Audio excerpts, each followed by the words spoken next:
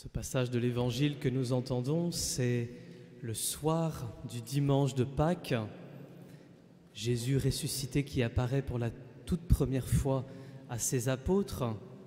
Et quelle est la première parole que Jésus leur adresse? La paix soit avec vous.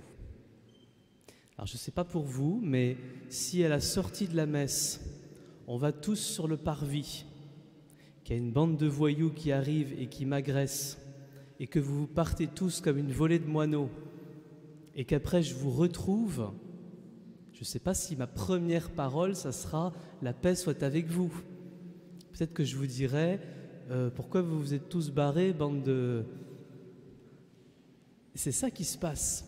Tous les apôtres l'ont abandonné, ils sont tous partis, Judas l'a trahi, Pierre l'a renié, tous les autres apôtres sont partis alors qu'ils avaient dit « on sera avec toi jusqu'au bout, on est prêt à mourir avec toi ». Ils l'ont tous abandonné, ils l'ont tous trahi, ils sont tous partis. Et Jésus ressuscité apparaît, il ne leur fait aucun reproche. Jésus ressuscité apparaît, il leur dit « la paix soit avec vous ». Alors du coup, frères et sœurs, il faut vraiment que sorte résolument de nos cœurs, de nos pensées, de nos esprits, ce qui peut traîner de « quand je rencontrerai Jésus », ça va peut-être être compliqué pour moi. Quand je rencontrerai Jésus après ma mort, il me fera la liste de tout ce que j'ai fait de mal. Quand je rencontrerai Jésus après ma mort, il me fera plein de reproches. Non.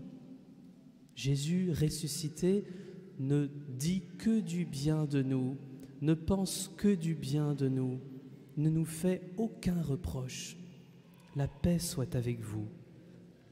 Et les premiers chrétiens l'avaient bien compris, puisque dans la première lettre de Saint Jean qu'on a entendue, Saint Jean dit « Si l'un de nous vient à pécher, nous avons un défenseur devant le Père, Jésus le Christ. » Et donc après notre mort, quand nous rencontrerons Dieu, bien sûr nous sommes pécheurs, bien sûr nous avons tous fait des choses mal, mais Jésus sera notre défenseur. Vous avez entendu? Et donc il dira « Oui, mais le pauvre, c'est normal, avec l'enfance qu'il a eue, et puis avec le caractère qu'il a, et puis dans sa vie, il y a eu telle ou telle chose. Jésus sera notre défenseur. » Entre parenthèses, qui est l'accusateur dans la Bible? L'accusateur, c'est le diable. Et donc je me rappelle d'un prêtre qui disait « Comme chrétiens, vivant avec Jésus ressuscité, nous avons à choisir notre camp. Est-ce que nous sommes les accusateurs de nos frères ou est-ce que nous sommes les défenseurs de nos frères? Jésus est résolument notre défenseur. Alors est-ce que nous nous mettons parfois, moi le premier, à critiquer les autres, à rapporter des choses sur les autres, à parler entre nous d'une troisième personne? Là, nous sommes dans le camp de l'accusateur. Alors que Jésus veut que nous nous défendions les uns les autres, que nous soyons dans la bienveillance les uns vis-à-vis des autres. C'est ça que fait Jésus ressuscité. Alors choisissons, en ce temps de Pâques, de vivre dans son camp, dans le camp de la bénédiction, dans le camp de la défense.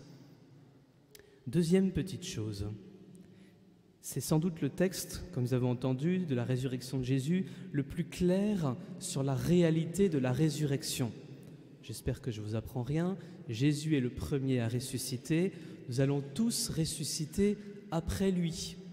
Quelquefois, nous pensons que la résurrection est quelque chose de très évanescent, de très spirituel, de tellement spirituel qu'on ne peut rien y comprendre et de tellement mystérieux qu'en fait on y croit à peine. Or, quelle est la preuve que Jésus donne de sa résurrection? « Tout chez moi, un esprit n'a pas de chair ni d'os, comme vous constatez que j'en ai. » La résurrection, frères et sœurs, ça sera charnel.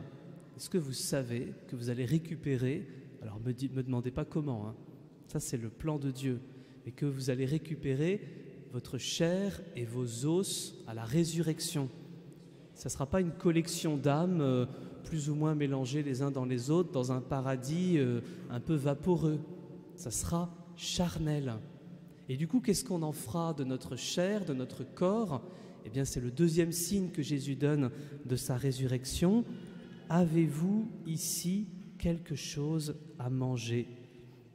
Ils lui présentèrent une part de poisson grillé qu'il prit et mangea devant eux.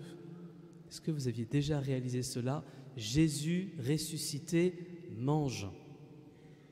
Alors je ne sais pas quel sera le menu au paradis, mais ce qui est sûr, c'est qu'avec notre corps, nous en ferons quelque chose. Alors j'espère que ce que je décris de la résurrection, à partir de ce texte, nous réjouit. La résurrection, c'est charnel. La résurrection, c'est de nous retrouver, comme Jésus retrouve ses apôtres. La résurrection, c'est sans aucune critique, sans aucun mal, sans aucune rancune, avec uniquement de la bénédiction, de la charité, de la bienveillance. Ça fait envie, j'espère. Alors du coup, Jésus, fort de tout cela, envoie ses disciples en mission. C'est la dernière parole qu'il leur adresse dans l'Évangile. « À vous d'en être les témoins », dit Jésus. Être chrétien, c'est pas venir à la messe, enfin rester, hein. Mais c'est pas ça, être chrétien. Être chrétien, c'est être témoin que Jésus est vivant. Hier matin, dans cette église, il y avait la préparation au baptême pour les parents d'enfants qui ont des petits-enfants à baptiser. Et il y avait 2 témoins qui ont dit, voilà ce que c'est être chrétien, puisque vous allez baptiser vos enfants, ils vont devenir chrétiens. Être chrétien, c'est vivre avec Jésus ressuscité au quotidien. Et donc voilà ce qu'il fait pour moi au quotidien, voilà ce qu'il veut faire pour vous au quotidien. À nous d'en être les témoins. Et donc ça tombe bien que nous ayons ce texte le jour du dimanche en paroisse, puisque c'est ce que nous allons être invités à vivre, à rendre témoignage, non pas qu'il y a une doctrine, non pas qu'il faut faire le bien, non pas qu'il y a des règles à respecter, rendre témoignage que Jésus est vivant, ressuscité, et qu'il agit dans nos vies. Alors je nous pose 2 questions, frères et sœurs. Nous pouvons y réfléchir dans ce temps de silence et ça pourra peut-être nourrir ce que nous pourrons dire tout à l'heure au dimanche en paroisse quand nous accueillerons nos chers invités qui viendront à 11h. Tout d'abord, si Jésus est vivant, qu'il est ressuscité, ça veut dire qu'il intervient dans ma vie. Qu'est-ce que Jésus a fait récemment pour moi? Qu'est-ce que Jésus récemment, pas il y a 2 ans, il y a 5 ans, hier, avant-hier, ce matin, qu'est-ce qu'il a fait pour moi puisqu'il est ressuscité et qu'il agit? Nous pouvons y réfléchir et puis ce sera ça qu'il faudra dire, puisque être chrétien, c'est être témoin de Jésus ressuscité. C'est ça qu'il faudra dire à nos invités. Et puis deuxième question que nous pouvons nous poser pour ce matin ou pour un autre jour, à qui j'ai envie de le dire? Peut-être qu'il y a quelqu'un dans mon entourage proche à qui je suis invité à dire, Jésus fait cela pour moi. Peut-être qu'il peut le faire pour toi aussi. Alors posons-nous ces 2 questions.